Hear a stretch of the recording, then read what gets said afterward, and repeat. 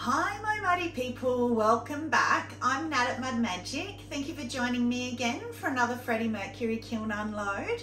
Yes, me again. Trace is not here today, not even virtually. She had her first outing today. We went and saw Grease the musical. She was in a bit of pain, but she made it and she was just so happy to be out in the real world. So yeah, you're starting to see that light at the end of the tunnel now.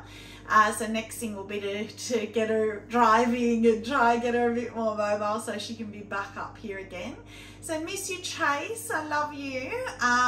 I have not even had a sneaky peek in here yet because I've been out with Trace and a few friends, and when I got home I got my son to check and open it, cool it down and everything and close it up, so I haven't even seen the top shelf. I know it's a bit warm because I've checked the temperatures. I've got my gloves ready. But I just had a couple of little things to say. So I was just catching up on my YouTube while I was waiting for this to cool down. And I was watching Audrey at Moral Designs' latest kiln unload. Gorgeous, I love the luster work that she does. It's beautiful, and the painting that she does. But she said that somebody like in the YouTube pottery family, people had told her to add alabaster to winterwood in her jar when it's getting to the end and it's getting too many crystals. So I thought, oh, that's a fantastic idea. Oh dear, I never thought of it before. So I've often put alabaster as a base and then one coat of winterwood to get less brown, but never thought to tip some into a jar. So, you know, like we can do that with honey flux and river birch, or amaryllis and coral, like anything that you know the base of. And I know that Mayco put the base on their jar labels so you can work it out, but any crystal glazes you could do that with. So thank you, Audrey. So that now you thanked your family, well now you've passed that on to me. So that's what I love about our whole pottery family, you know. You feel like you might repeat things that people already know, but they don't necessarily, or they don't twig and haven't thought until you actually say it. So I think that's fabulous. I've had quite a few people approach me and ask me if I'm going to clay gulgong this year. No, I am not. And the reason I'm not is because I'm a broke potter. $680 for one ticket, and it's of course in Gulgong, which is 5-hour drive from me, and it's out in the middle of nowhere, like out in the middle of Whoop Whoop. You would have to get accommodation for the week. They don't do single day passes. Don't fall into the trap. There's one that looks like a single day pass that's $140. It's not. When you read the fine print, it's a deposit for the week to secure your spot. They do not have single day passes except for the teacher day, which I was kind of tempted. That was $370 because Tim C is going to be there, who I absolutely love. So I thought, oh, you know, I'd love to meet him. I told you last time he's been helping me with my handle issues and stuff. So I would love to meet him, and is it Brian from the British Pottery Throwdown? He's going to be there as well. But when I looked at the program, both of them are only speaking. They're not actually doing a class or anything. So I thought, well, you know, I would love still to meet both of them, but it's not going to happen. I just don't have the money. So no, for those of you that were asking if they were going to get to meet me, and I'd love to meet you guys as well, no, I'm not going to be there. I'm so sorry. Maybe in a couple of years, because it's only every 2 years. So maybe in 2 years, we'll see how we go. Possibly. And then, oh, well, along the same thread, I'm very jealous of everybody overseas that are getting to go to NCCA. If I had a bucket list item, that would be top of my bucket list, to go to NCCA. I'm so jealous seeing everything online at the moment and on YouTube. You know, if I was going to spend any money at all, it would go into a bucket to go towards NCCA. Like in years' time, when I could ever afford flying over to America, and oh, that would just be such a dream. I'm so jealous. And the other thing was, you've heard me lately talk a bit about Karen at Barehead Pottery. Well, you know, I just think she's wonderful. She just gives me so much of her time. And the other day she messaged me because I'd asked her about, I'm looking at selling online, and I asked her about postage. Well, she was typing bubbling away. And she sent this massive long messenger message with all the details. She'd been to Australia Post, how much everything cost, boxes you can get, all this. I briefly read it. I went back and read it later, of course, but I briefly glossed over it because I had just come downstairs and found that of 14 mugs, 10 of the handles had cracked, and I was ready to give it all up, give it all in. And she just copped it, the poor girl. I just typed back this message to her, oh, rah, rah, rah, and swearing and everything about handles and mugs and Anyway, she breathed for a minute. She sort of stepped back for a minute, and then the bubbles started, and then she just wrote me the most loving, supportive messages. She messaged me back and forth. It must have been for at least an hour, stepping me through exactly what she does and how she does her handles. So I have followed step by step with her exactly what she did, even set my timer on my phone and everything. So back and forthing with her, right, I've done that step, what do I do next? Right, done that step, what's next? Just to see if I can get any sort of solution, because it's driving me crazy. So I've got another 14 mugs out there at the moment in airtight tubs. So touch wood, I never lose or hardly ever lose handles at this stage. It's when I get them out and put them under plastic, that's when they start cracking.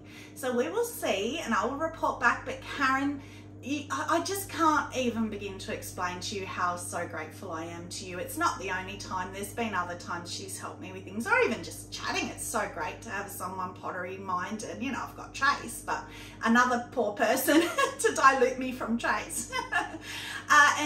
Karen was saying she found, I hope she doesn't mind me saying this, but she found a place in Bali that does these intensive pottery classes. So you do a whole week in Bali, in Ubud. If you know Bali, it's a northern region, and it's a lot more tranquil, a lot quieter, less touristy region. Beautiful region, volcanoes and everything. And so we're planning in 2026, which I know seems a long way away, but for me, again, money I have to save. So we're planning on going over and doing one of there's heaps you can choose from, but we're planning on doing the wheel throw, or Trace and I are. I think Karen is, I'm really confirmed, it's too far away, but they haven't released their program yet for that. But looking at this year's program, we're looking at doing a wheel throwing sort of kind of one, because you know me and hand building, there'd be a waste of money to go to Bali and hand build a blob of clay. So very excited. I think that's everything. Yep.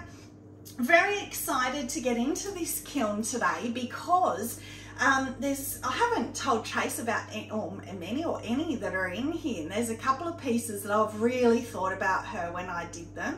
Again, I shared them with Karen because I had to share them with somebody. So I'm really excitedly nervous to see them. So let's get into him. So, oh wow. Okay, beautiful. I think it's going to be too hot. Yeah, need my gloves again, because I'm actually working tomorrow, and then I've got my markets the next day on Sunday. So I really had to get this open, get them cooled down so I can do any, you know, it's never just a kiln unload. You've always got to then grind the bottoms, or at least, very least sand them smooth, and, you know, fix up your shelves and whatever, and it can take a very long time. So I need to be able to do that. So I got 4 shelves in him, and still got nearly a 5. I won't call it a 5, but it's so close. Much better than it has been. So that is a good start. So, I had a bit of a joke with Trace, so I did tell her about this one. So I love the shape. This is my square lotus bowl. Did the noodle bowl. This was the one actually that I did the video on throwing off the hump, the little ones. So I said I couldn't wait to see these come out. So what I did was on black clay, and I know that reactive red on obsidian goes beautiful purple, but it's because obsidian is based dark blue. It's actually not black. So I thought, well, I wonder what it would do on black clay. So I'm not really that happy with it. So it's reactive red. I can see the pink in the bottom. I'm wondering if as it cools, it'll go more pink, like in the middle of the bottom there. But the funny thing is, and what I was saying, I was back and forthing with Trace about it, because I said to her in the car when we were driving home, would anybody ever be crazy enough to put light flux overreactive red. And she just shook her head and said, no, you didn't. And I said, oh, I did, and I'm so scared. She said, I hope you put it on a cookie, which I did, didn't need to. I didn't tell her I left some bare clay, but I've done that before and left bare in the bottom inside, but it's not nice to eat off then. So I've done the reactive red to the bottom inside, 2 coats outside. Normally it runs like crazy, but it hasn't moved much at all. It's moved a little bit, but not much. And then light flux, 2 coats, I think. Because if I did 1 coat, it would have been a lot lighter creamy colour. So I think I even had the courage to do 2 coats. But look at these runs around the holes. I love it when you get, I wonder what these little bits, yeah, you get these runny bits where you've got your carved out bits. Love that. Yeah, I think I love that. It's not as pink as reactive red normally is on the black clay, but I've just realised I didn't put anything up here, so I have to get things out because they're way too hot as we go to put things on. Now this one is, thanks, I didn't get my hammer either. Goodness, I'm not organised. Oh, that'll knock off easy. That's only just stuck in the hole. This one is thanks to Molly at the Happy Homestead. I just got my hands, as you would know from previous unload, I got my hands on a bunch of stroker coats. And then it just happened to be a weird coincidence that Molly in her last kiln unload did a whole batch of different pots and different combos, but using this Moody Blues, I think it's called. Yeah, so that was one that she did, which was Honey Flux with Moody Blues. And I thought, her kiln's probably hotter. It's probably not going to run as much as hers did, and it hasn't. It's run a bit on the handle, but I love it. I just love, and I haven't got any pinholes, interestingly enough, Molly, because I know she was having problems. And so because of her comments, I think she'd done 3 coats and she said she thinks she did too much because blue underglazes pinhole if they're too thick. So Molly, I did 2 coats thanks to you and no pinholes.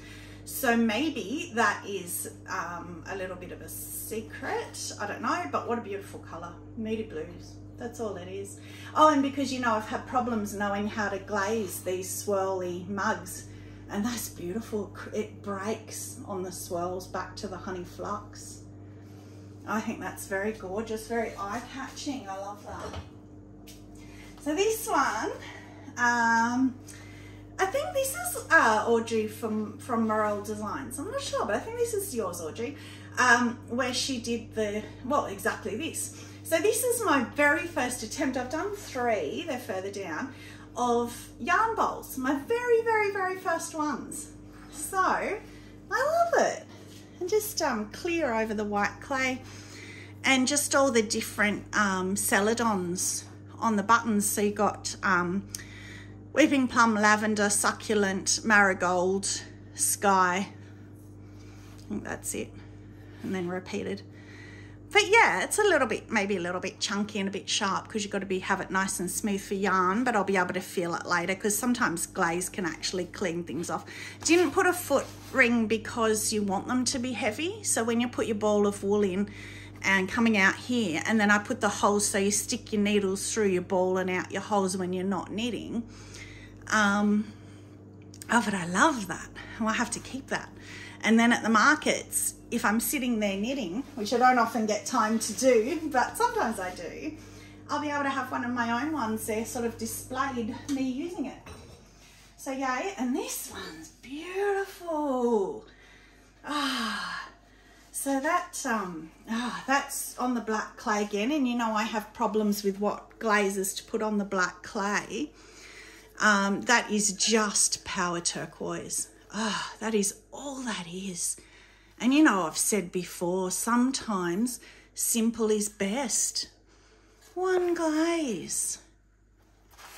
Literally just power turquoise. That's beautiful. I love that. That's gorgeous. So that was another one that I did the little baby off the hump. So we'll see that in a minute.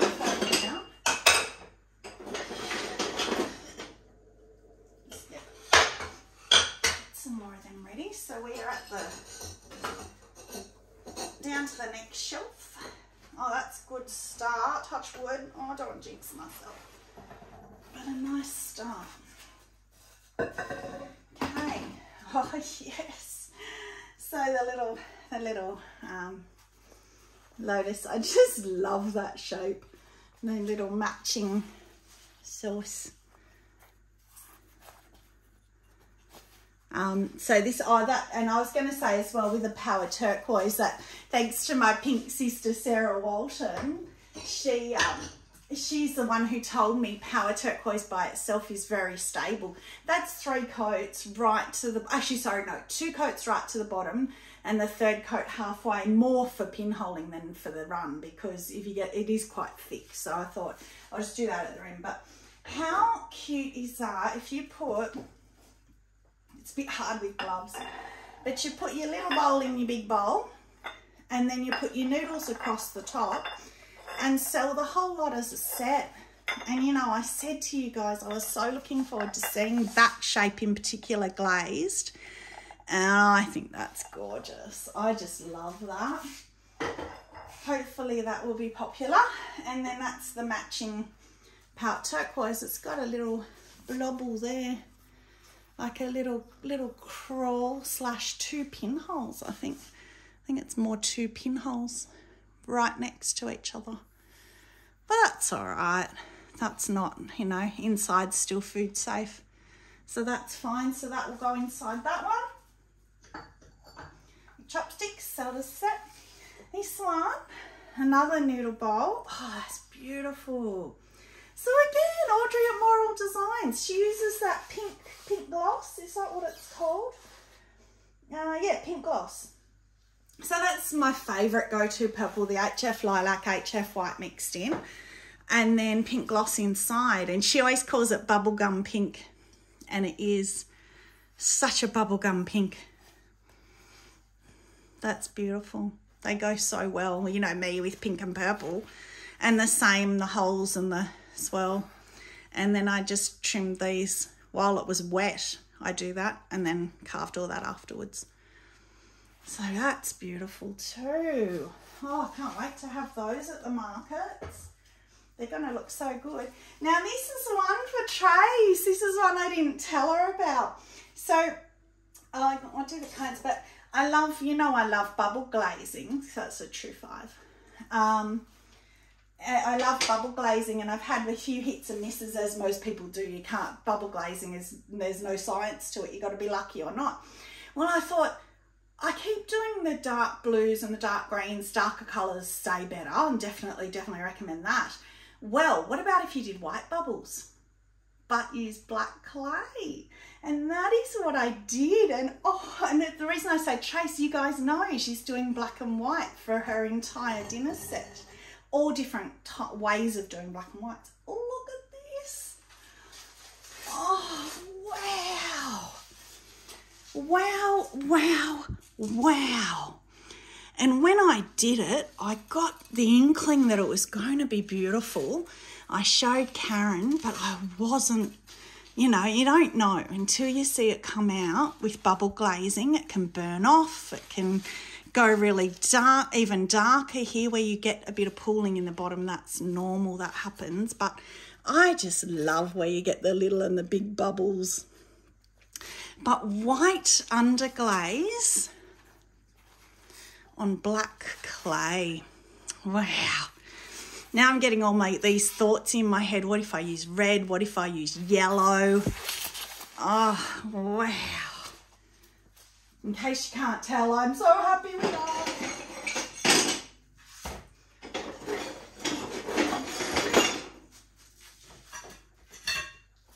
It's on my table because it's too big. Right, that's that shelf because that was so big, that one. Oh wow, I was so nervous to see, only because I loved it. You know, that you don't fall in love with pottery until you've got it finished in your hands. Well, now I can. Next shelf, let's put that on the ground, because again it's got the grog on it. Okay, so this shelf we've got a 5 again, true 5 again. Oh, he's so So stable, touch wood, and so good now. So just a couple of refis first because they're boring. So it's just Weeping Plum. I had 2 mugs hit each other in the car, these 2. So both the rims got a bit chipped here. So I just put a bit of more Weeping Plum and on that one a bit more, I think, Sapphire, and just refied them. So that's fine. They were just little fixes. Oh, so that's just Weeping Plum. That's Mayco's Blue Splatterware with Mayco Sapphire inside. I just love that sapphire. I want to do more. If you guys have any combos to use it with, let me know because I love it. So yeah, I do want to use it more. And this one's just your everyday. Oh, it's stuck too. And again, it's not dribbled. It's just stuck. Oh, there we go. Yeah, I knew that would come off. Oh, look at that. Winterwood Light Flux, just, you know, standard everyday, everybody loves it. Everything looks good with Winterwood. Couple of little dribbles inside, but look at the way it's followed the swirls around. Look at that, it's like gone down and then swirled around. Oh, wow. Look at it there. It's going straight and then it swirls in. Oh, I love that. Handle. So imagine if that was at cone 6. This dribbled downwards. That's really interesting too. Lots of crystals because I'm getting to the bottom of the jar. Now that I know, Audrey, I will add alabaster to the rest of the jar because there is still some in that jar. But I was quite conscious of it, so I tried to not get the crystals. So imagine if I hadn't tried that, and especially inside, you know how brown that can go inside sometimes. But oh, I love that. Actually looks like coffee with all that brown, like coffee grounds. That's gorgeous. Very happy with that one. Some more. So another knitting yarn bowl.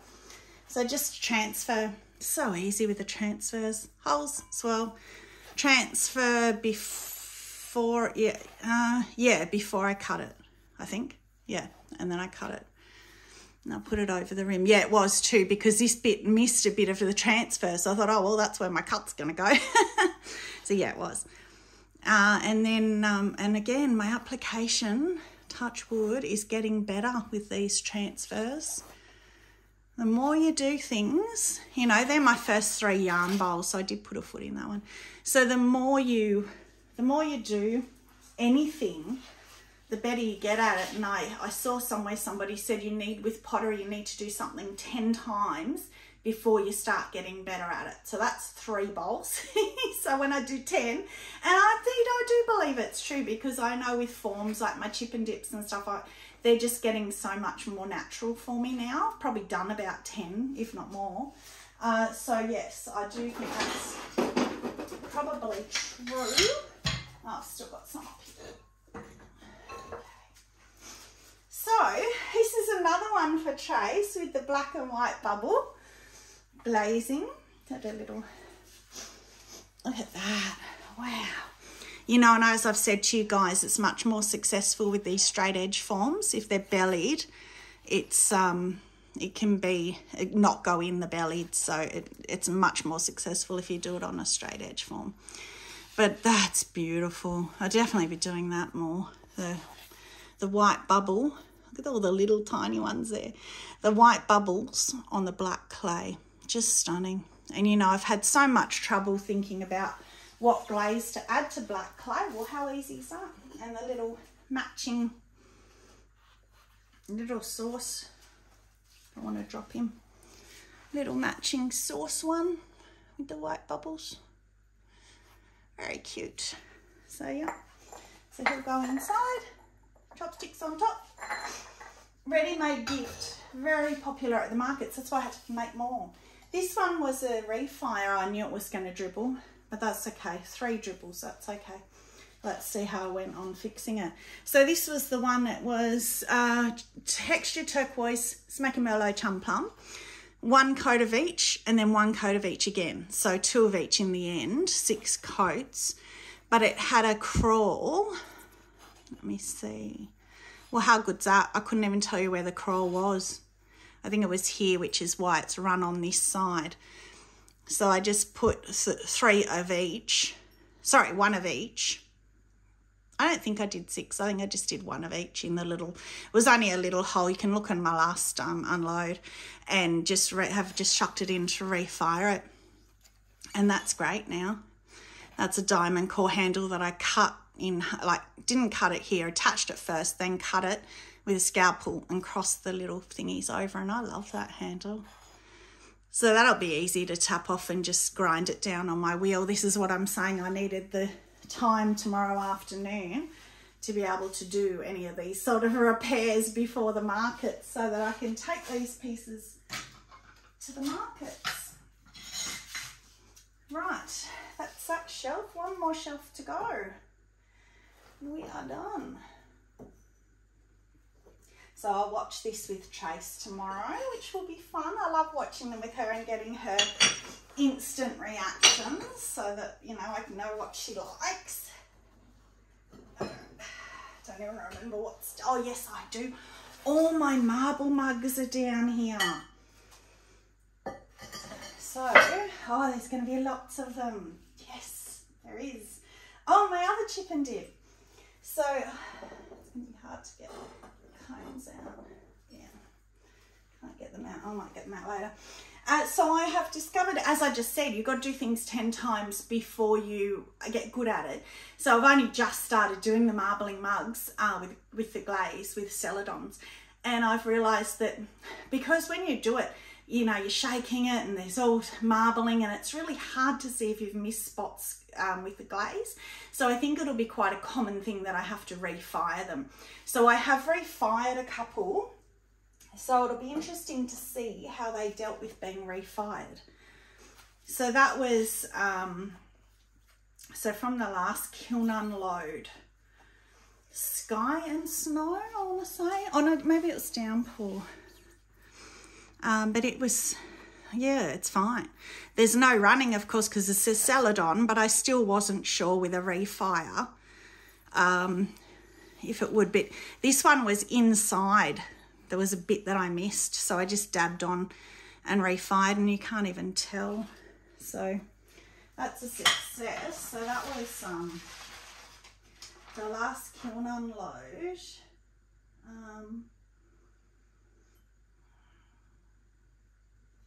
No, I don't know. Out here.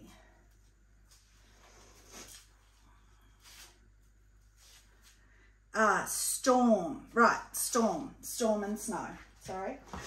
It's a bit lighter than storm, but because you do it with the snow, it obviously it lightens it. So that's storm and snow, that one.